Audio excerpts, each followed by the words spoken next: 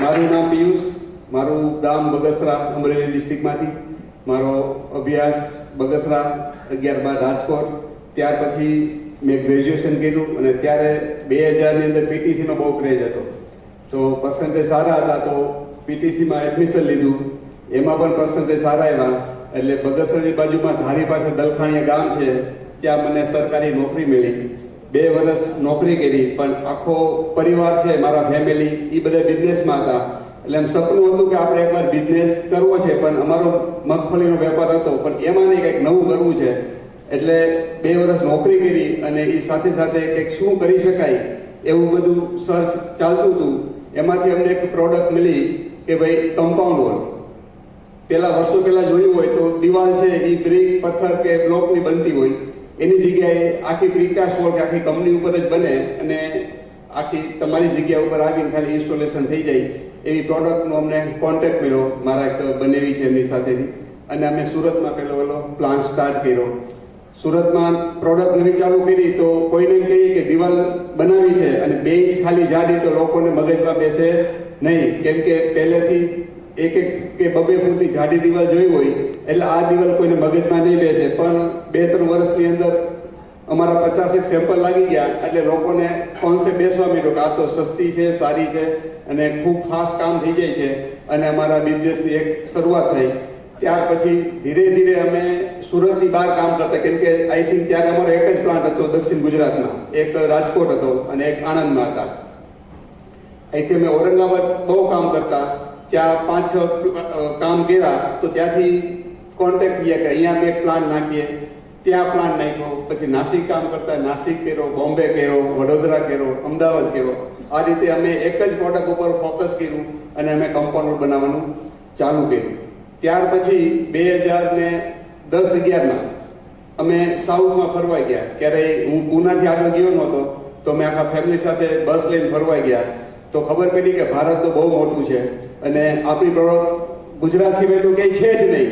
તો ત્યારથી સંકલ્પ થયો કે ભાઈ આપણો ધંધો છે, આપણે ખાલી ગુજરાત કે મહારાષ્ટ્રમાં જ કામ કરીએ છીએ તો આખા ભારત માટે આપણા માટે વિપુલ તક છે, તો આપણે આપણો ધંધો આખા ભારતમાં કરી શકીએ એવો અમે સંકલ્પ કર્યો. ત્યાર પછી અમારા 4-5 પ્લાન બીજા બન્યા, પણ એની અંદર તો પ્રોબ્લેમ ચાલુ છે, કેમ કે નોલેજ આપણી પાસે જેટલું નોલેજ હોય એટલું જ આપણે કામ કરી શકીએ.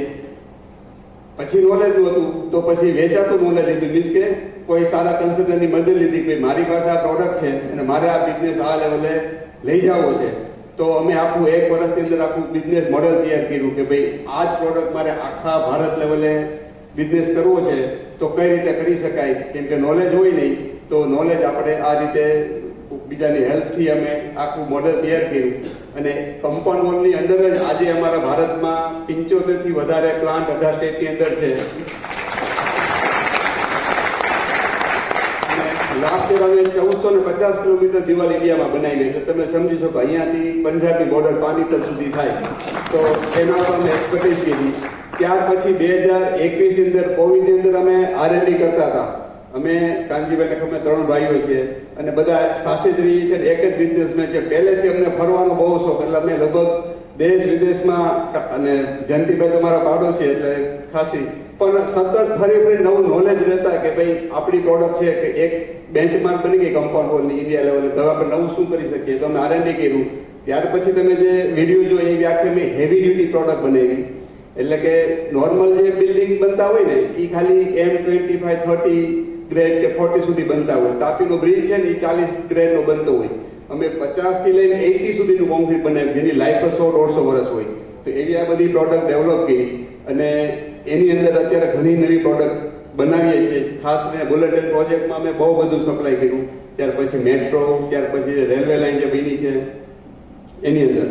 તો એની સિવાય પણ અમે પ્રીકાસ્ટ વોટર ટેન્ક, પ્રીકાસ્ટ બિલ્ડિંગના ફાઉન્ડેશન, અને ત્યાર પછી અત્યારે પ્રીકાસ્ટ મકાનની ઉપર અમે એક બંગલો પણ બનાવ્યો 5 BHK નો. હવે પ્રીકાસ્ટ બિલ્ડિંગ ઉપર પ્રીકાસ્ટની અંદર અમે કામ કરીએ છીએ.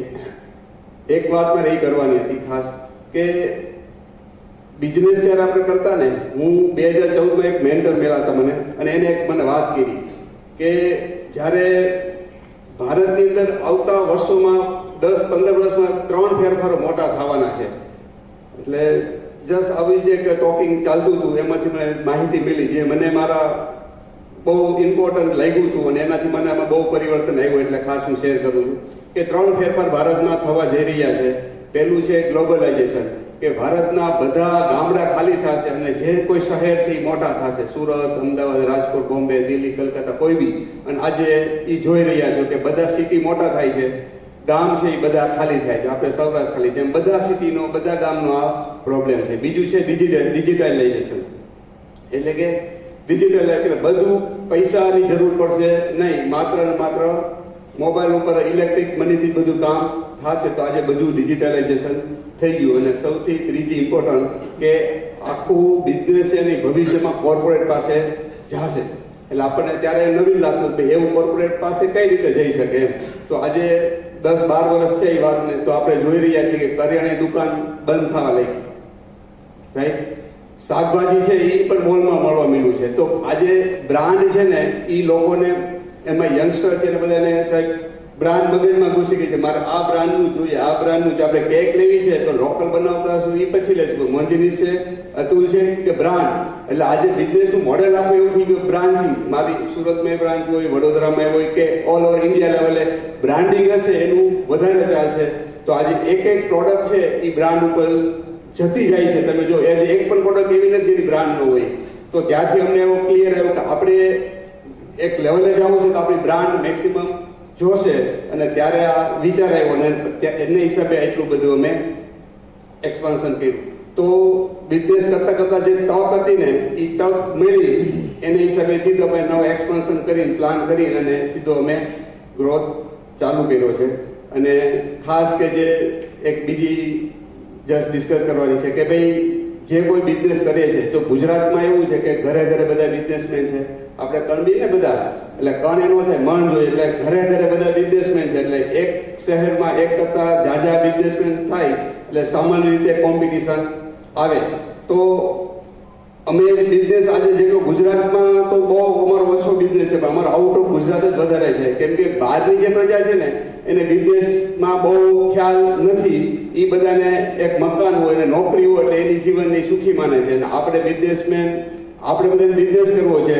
તો જે કોઈ બિઝનેસ કરે છે એ જે તે ફિલ્ડમાં છે એ ફિલ્ડને જો ખાલી સુરત છોડી ને બીજા સિટીમાં જો એ ટ્રાન્સફર થાય તો વિપુલ તક છે. જે કોઈ પ્રોફિટ છે લગભગ ડબલ આરામથી કોઈ બીનો પ્રોફિટ થઈ જશે. તો જે કોઈ બિઝનેસ કરે છે એ ગુજરાતની બહાર એ પોતાની પ્રોડક્ટ નાખે, સ્ટોર નાખે, મેન્યુફેક્ચરિંગ કરે તો ખૂબ એટલે ખૂબ પ્રોફિટ માર્જિન સારા છે અને બિઝનેસ કરવો બહુ સહેલો છે. આજે એટલું બધું ટ્રાન્સપોર્ટેશન ઇઝી છે સુરતથી જવા માટે. તો તમે ઓલ ઇન્ડિયામાં ગમે ત્યાં જવું હોય તો 5-7-8 કલાકમાં કોઈ બી લોકો જઈ શકે છે. તો આની પહેલાં જ્યારે થર્ડ રેસોર્સમાં ગયા ત્યારે કે વિષય એવો આપો કે લોકલ ટુ ગ્લોબલ, કે ભાઈ બિઝનેસ છે એ ગુજરાત છોડો, ગુજરાતની બહાર પણ એટલી તક છે. આપણે વિદેશ જવાની, ભણવા જવાની જરૂર નથી. તેની કરતાં ગુજરાત ભારતમાં જ એટલી તક છે કે આપણે બિઝનેસ કરી શકીએ. Thank you very much.